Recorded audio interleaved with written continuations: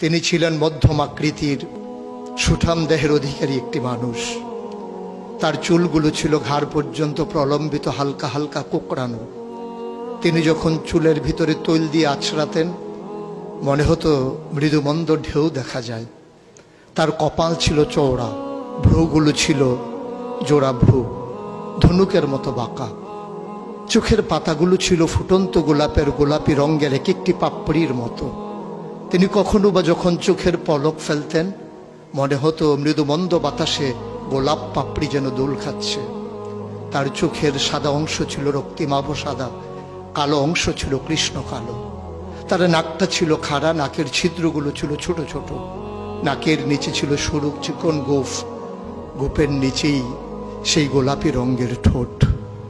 তার ঠোঁটগুলো যখন কখনো বা মুচকে হাসত, গোটা পৃথিবীর মানুষ অবাক বিস্ময়ে দেখত গোটা পৃথিবীতে যেন বিজলি চমকিয়েছে।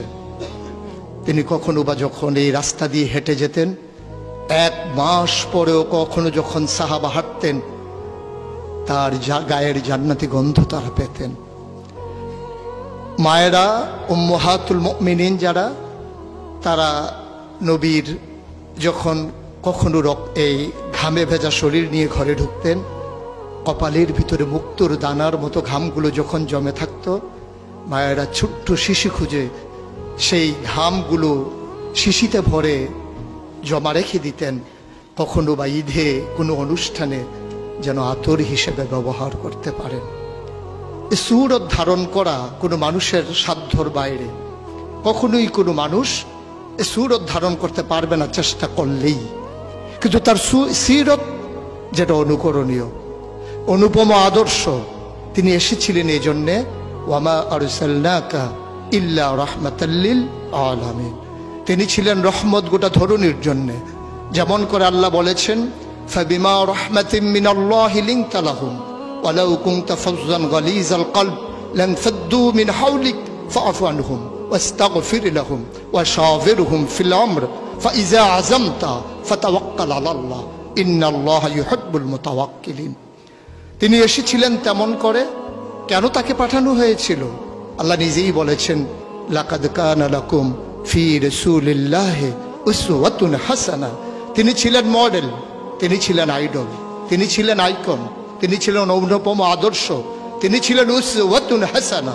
তিনি গোটা মানব জাতির জন্যে সকাল থেকে সন্ধ্যা, রান্নাঘর থেকে সংসদ ভবন, তার জীবনের ব্যক্তি জীবন, পারিবারিক জীবন, সমাজ জীবন, রাষ্ট্রীয় জীবন, অর্থনৈতিক জীবন, ইন্টারন্যাশনাল রিলেশন, সকল ক্ষেত্রে তিনি ছিলেন আদর্শ, তিনি ছিলেন মডেল, তিনি ছিলেন আইকন।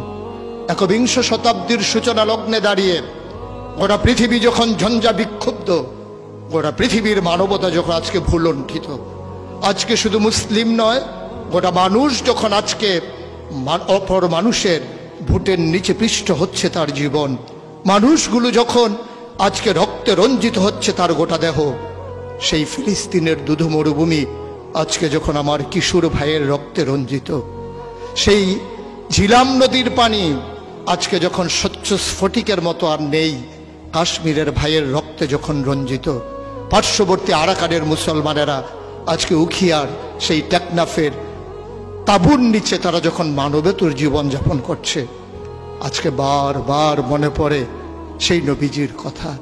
তিনি যদি আজকে আসতেন কোনো একটা ভূখণ্ডে, আমরা যদি দৌড়ে দৌড়ে তার কাছে যেতে পারতাম, গোটা মানবতা যদি বলতে পারতাম মুক্তি চাই, স্বাধীনতা চাই, ভোটের নিচ থেকে জীবন চাই, তিনি হয়তো আঁকড়ে ধরে বলতেন এখানেই শান্তি, চলে এসো উদখুলু ফিস সিলমি কাফা, তাহলেই তোমাদের জন্য প্রশান্তি, তাহলেই তোমাদের জন্য মৃত্যুর, স্বাভাবিক মৃত্যুর গ্যারান্টি। কখনোই আর ঝঞ্ঝা বিক্ষুব্ধ পৃথিবীতে তোমাদেরকে বুক পেতে দিতে হবে না বুলেটের সামনে।